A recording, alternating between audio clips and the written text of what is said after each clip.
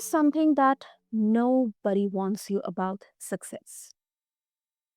You can build everything you worked toward: the business, the career, the reputation. And then this is like a quiet discovery that you may have, that none of it has made you free. I mean, most of us, we know, we want to go into entrepreneurship, or we want to start our own company or our startup because, of course, we want to be the boss of our own. We want that freedom. In fact, the more successful you become, the more indispensable you become, and the more trapped. That's how the irony is. So that's what we talk about in today's episode, about why it happens and what it actually costs the person inside the achievement. So you are listening to Healthy Mind, Healthy Life, dear listeners. I am Sana, and today I'm sitting with someone who has spent over 20 years and more than 60,000 hours inside businesses across 5 continents. And in all of that time, he kept seeing the same pattern. The more the business grew, the less free the founder became. And he gave that pattern a name. We'll explore that in the conversation. But yes, let me also share with you listeners, he is the best-selling author of Your Business Sucks. And he's here today with us to talk, not to talk business strategy, but to talk about what this pattern does to the human being living inside it. So let's welcome our guest, Peter Boolkah. So Peter, welcome to Healthy Mind, Healthy Life. It's an honor. And thank you so much for having me today.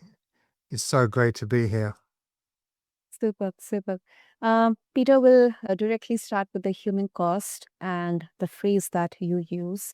We'll get to the story and the reason why you gave that name, although I do make a lot of sense by looking at the phrase. But for our listeners of Healthy Mind, Healthy Life, if you can share, like give a background, what exactly you observed, what you experienced working across like multicultures, multiple countries, continents. What were the common things that you observed? Let's go back to the very beginning. Let's go back to the very beginning when people start a business. And people start a business for a couple of reasons. They think that their boss is an imbecile. They lose their job. I mean, very few people will actually start a business because they have the courage to start a business. But what nobody ever tells anybody when they start a business, that the day one you start your business is day one you open the trap. Now you think about it, and let's use UK as an example. Mhm. In the UK, there's approximately 5.4 million privately owned small to medium-sized businesses, of which around 4.2 million are solopreneurs. So you think about it. It's a big portion. 4.2 million of them do not employ anybody, which means the trap is already set because you have to do the marketing, you have to do the delivery, you have to do the finances. You're already pedaling on the hamster wheel trap, but you don't realize it. And when you first start a business, you convince yourself it's okay. I am going to do what I need to do to get this business off the ground and make it a success. So you condition yourself at the very beginning of the journey. On day one, I'm going to work really hard. I'm going to make every single decision in the business. And as I start to hire people in the business, I will still be unconsciously the chief decision maker, and I will train the entire organization to be dependent on me, the founder. People don't do it consciously, you see. It's not deliberate. You know what? I'm going to start a business and I'm going to build myself a prison. They don't do it on purpose. They do it because when they first start a business, they need to get an income, they need to pay bills, they need to look after the family. And one of the biggest trap people make, as people become more successful, they get more money Mhm. and they improve their lifestyle. And the bigger the lifestyle, the bigger the trap. Because once you're used to having all those outgoings, you can imagine this. And this was the thing that really hit me hard. Most of the founders that I got to work with, interview, and see, rarely did they have a holiday.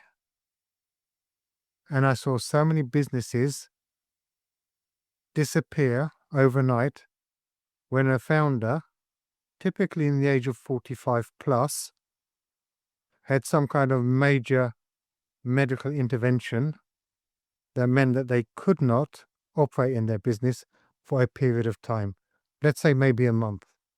So the first question I would really ask everybody, if you were taken ill for whatever reason, you couldn't communicate, operate, or work within your business for 30 days, what would happen to that business? And a lot of people are conscious of the fact that as soon as they stop running, the income stops. As soon as you stop replying to inquiries, somebody else will get the business.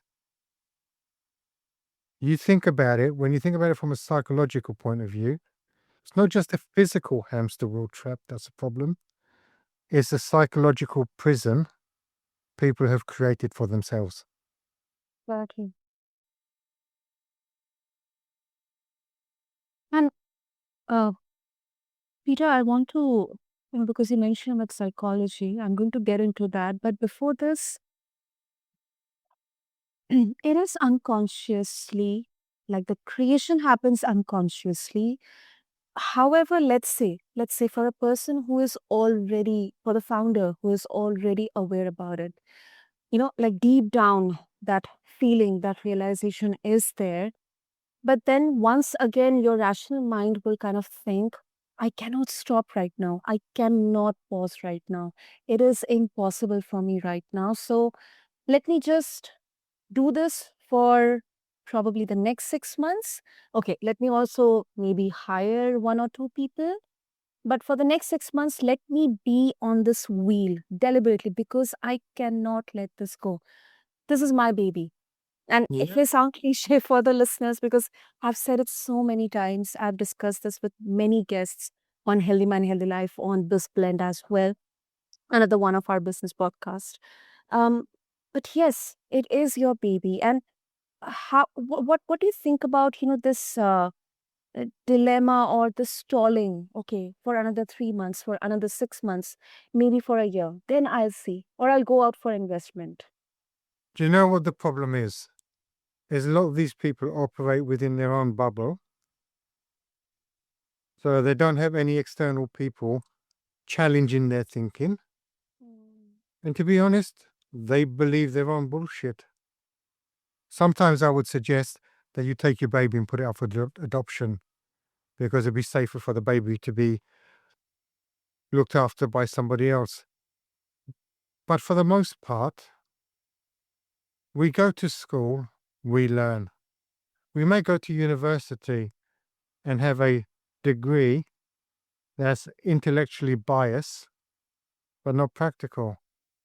And the harsh reality is most people that go into business, they go into business with an idea, but they're not equipped to run a business. They've never studied business. They've never studied the elements that constitute business. Therefore, when you're talking about, I'll give it 3 months and I'll give it 6 months and then it ends up being 2 or 3 years, the reality is they don't know how to break the cycle because they don't have the knowledge, the content, or the context to make a different set of decisions. So they just continue on the same pathway, hoping that time alone will be sufficient enough that something miraculously is going to change. It's like, I'm going to wake up one day and my life's going to be different. It's like, seriously, wake up. It's like being in, I don't know if you've ever seen the film The Matrix. Yeah, I've had. Yeah. Business owners don't know which pill to swallow. That's the problem. Hmm. And this knowledge that you're talking about is not the textbook or the degree knowledge. This is the practical world knowledge. Don't get me wrong.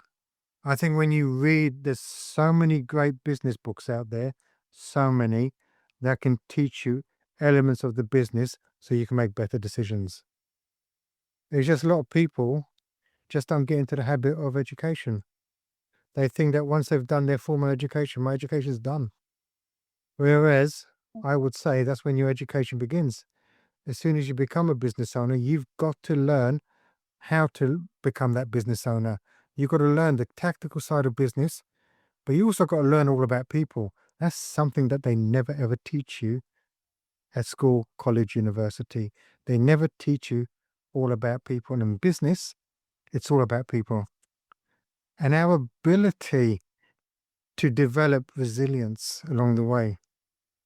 Everyone likes to talk about, I'm going to the gym, I'm exercising my body. But what do you do for the most important muscle in your body, the brain? What do you do to help that? What do you do to make that stronger? Very little. That absolutely makes sense, Peter. I think that has it's you have put it brilliantly.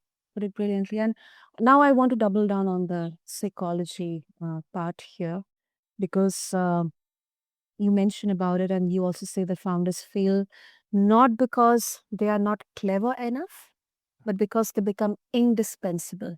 So what is the psychological pattern beneath this? Is it the education or the conditioning or the pressure to be a success, to look as a successful entrepreneur, to follow a trend? What exactly is this pressure? All of the above. It's not one isolated industry. It's not one isolated moment or thing. It's a combination of all those factors stitched together.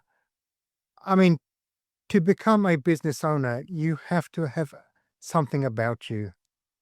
And so many entrepreneurs, unfortunately, have a massive ego. And that ego is born out of the fact they start the business.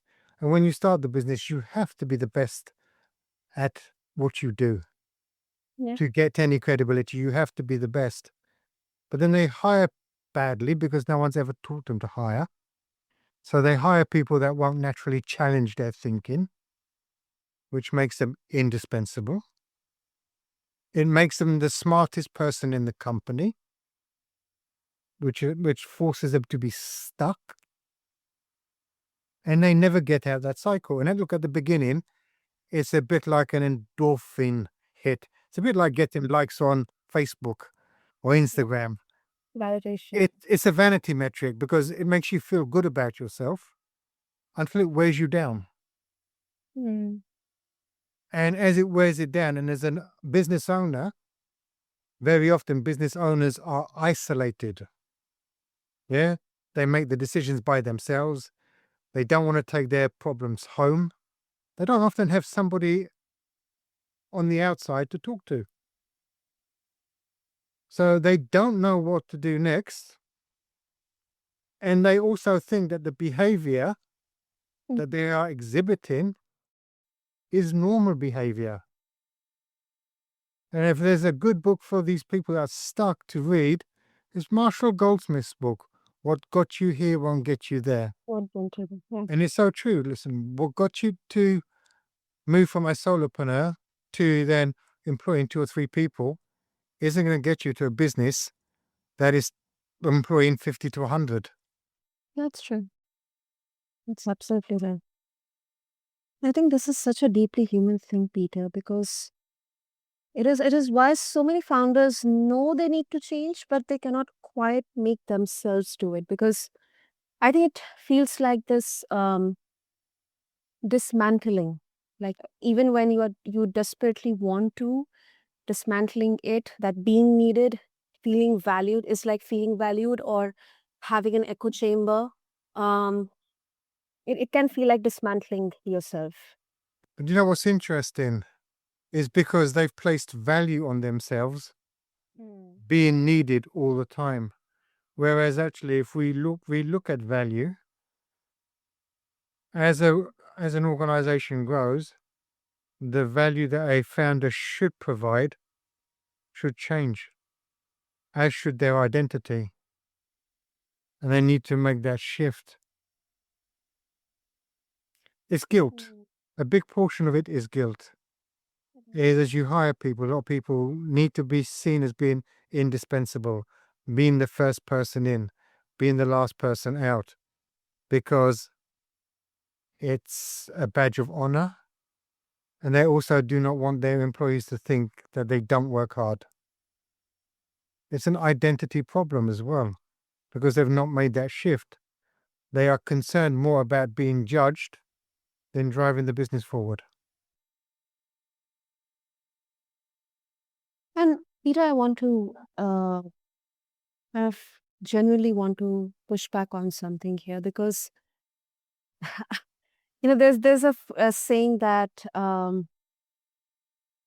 never I don't remember the exact words, but never when you look back, you really get to know your heroes. You get a completely different picture about them. So through some of the most admired founders in the history that we are seeing right now, we have seen movies or we have read books, autobiographies, biographies. Um, they were obsessively involved in everything.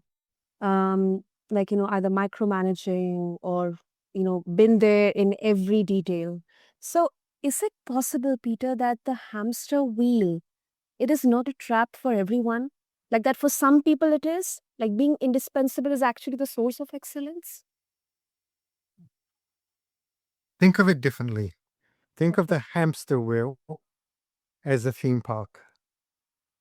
Okay. And within the theme park, you have micro hamster wheels, which are the rides. You have the marketing hamster wheel, you have the sales hamster wheel, the Mm. operations hamster wheel, you have all of those. Yeah. Look, as a founder, and I'll use Steve Jobs as an example. He was obsessive over every detail. Hmm. He didn't go and make the damn phone. He didn't design the damn phone. He challenged his key people to have the attention to detail and excellence that he valued. And there was the difference. His job, when he first started the the company and everything, yes, it was about how great he was. Yeah. In his second term at Apple, because he really did suck the first time round, Right. because he was inexperienced. By the time he got to his second tenure in Apple, it was all about how great he could make his people. And his obsessive nature was about making his team great. Mm. And that's where the challenging came in. That's where the calibration around standards came in. He wasn't doing the stupid stuff. He wasn't doing other people's work for them.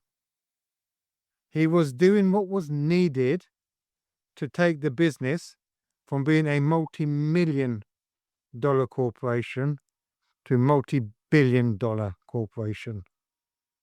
There was a switch. I think that's very well put. And I think it's a very honest and necessary takeaway. And I'm glad you used this example, Peter, because you're not saying that involvement is the problem, but you are saying that, correct me if I'm wrong, unconscious, um, compulsive, like identity driven involvement. And Yeah. I think there is a version of deep engagement, that's a genuine creative choice. Sometimes it's a creative choice, but then there's also this insecurity or feeling of insecurity or FOMO or maybe like this egotistical or letting go of that control, which is like wearing the costume of dedication and hustling. Yeah, and suppressing your team, making them feel undervalued, Mm. underappreciated, and many, many things. Yeah. Yeah. Okay, let's talk about the solution, the way forward here, Peter. Um, Because specifically when you bring this into the context of high achievers, uh, they have they have tried. It's not that they have never tried it, but probably there also that pattern of perfection or high achievement kind of uh, made this created a blocker in there. They have taken breaks, or maybe they have tried to delegate. Maybe they did a bad hiring, so they got an idea, okay, this is not something for me. So maybe they tried to step back, and then once again moving back to the old patterns. So what has to shift here first before any of the practical or tangible changes they can actually hold? They need to acquire the skills needed to make better decisions. And I always say you cannot delegate to an idiot. They will screw things up for you very quickly. You've got to build the right team at the right time, which is easier said than done. Don't get me wrong, Mm. but it's not a skill you learn at university or college. You have to learn how to become the good recruiter. You need to learn how to find the right talent. You need to learn how you're going to develop the talent within your organization so that when you do get the opportunity to delegate, Mhm. you do not end up stepping back on somebody else's hamster wheel. Because there's this thing that I talk about, it's called compensation management. And that is very prevalent in businesses where somebody is screwing up. So what happens is they'll say, well, I'll take that bit off of you. Right. And basically they're paying people to then do a portion of their job instead of dealing with the true problem. The true issue at hand is, okay, why can't that person do the job that they need to do in the first place? And maybe for a few it may sound harsh, but I think, Peter, reality is harsh. It can be harsh. And it cannot be always um, fluff or nice to listen to or hear to. It is what it is. If it's a bad hire, yeah, go ahead, Peter. It's a bad hire. It's a bad hire. I mean, you look at the you look at the economy. Yeah, you look at the global economy. Mm. It only understands the language of competence. It knows no other language. Therefore, if you do not understand the rules of commerce and how to operate in the marketplace, the economy will have absolutely, what's the word I'm looking for?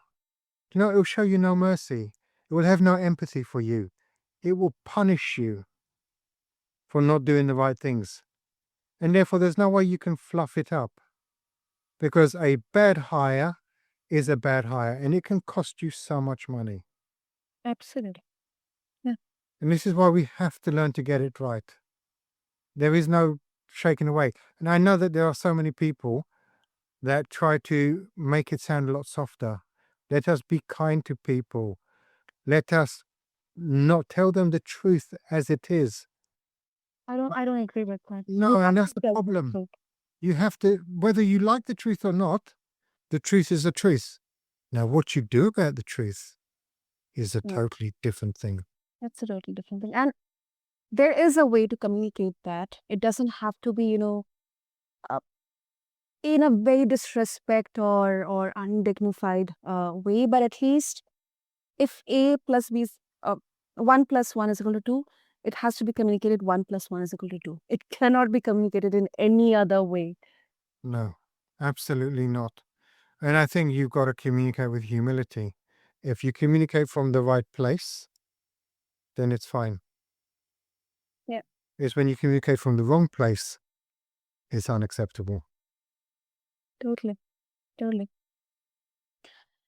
Okay, great. So, Peter, before we wrap this up, honestly, this was such a powerful and very pragmatic conversation on this topic. And of course, I would love to ask you, like, after 20 years and 60,000 hours of watching this pattern play out, what do you most want high achievers to understand about the relationship between success and freedom? Freedom can only be created. So look, when you look at freedom, you can only buy freedom. Because you think about any given business, jobs need to be done. Mm. Jobs are always going to need to be done. And you've got two options. You either do the job or you employ great people to do the job, and you build the structure, you build the systems, you build the processes, and you buy your freedom. If you don't know how to buy your freedom right now, because we all make mistakes as we grow a business, that is natural. That will never Mm. stop. You have to learn the skills. You have to look at yourself, look in that mirror. What am I missing? What do I need to learn to make the decisions that will get me the freedom I desire, if you desire it? So the one thing I will say that every founder needs to be a lifelong learner, because the rules never change. No, never stay the same. I mean, you look, since COVID, since 2000, the world's a crazy place. Mm. It's absolute madness out there. I mean, we've got two of the biggest wars that we've experienced in 30 years. Yeah. I mean, and that affects the whole global economy, which means how we operate, our resilience mentally, physically needs to be on par. And we need to build these skills. These may be skills we didn't need 30 years ago, but we need them today. So lifelong learning, it's not an option. Even if you're a high achiever, you may be a high achiever in one sport, but the rules of the sport can change, which means your tactics and everything, what you did last year may not be working this year. 100%. That's such a valuable life lesson, honestly, Peter. Very valuable. Thank you so much. And of course, for if our listeners they would like to carry forward this conversation with you, connect with you, and your book as well, Your Business Sucks, how they can reach out to you. Okay, so my business sucks actually is available in India on Amazon. Mhm. So just type in your business sucks into Amazon, you'll be able to get it. And actually, we've got it for we've got it for a really sort of good price as well. So in America, it's for like 99 cents. It's not, 99 cents? yeah, the ebook, the Kindle version. I've Okay. priced it at that because I just want as many people as possible Absolutely. to have Absolutely. access to it. It's not going to stay at that price forever, Uh-huh. but right now it's at that price. So just type in your business sucks. And if you just type my name into Google, you will find my social channels really easily. You'll find my website. I'm so easily found on Google. It's better than giving you 30 or 40 different links. Absolutely. And listeners, I'm just going to mention that in the show notes. Just Google Peter Boolkah, and of course, check out Your Business Sucks. And yeah, go and check out the Kindle version, 99 cents. It is not going to stay for that price for a very long time. So yeah, all the links, all the details will be there in the show notes. In the description section, if you're watching this on YouTube or if you're listening this on Spotify or Apple or any podcast platform, just refer to the description section. And Peter, thank you so much. This was such a necessary, crucial, and a very, very honest and raw conversation. Thank Thank you. you so much for having me today. And thank you to all the listeners for tuning into Healthy Mind, Healthy Life. Before you go, if this conversation meant something to you, which I'm very sure it did, do follow Healthy Mind, Healthy Life on Spotify, Apple, subscribe to us on YouTube channel or any of the podcast platform that you are tuning into right now. And maybe if you have 2 more minutes, maybe you can leave us a rating or a review because that genuinely helps more people find these conversations.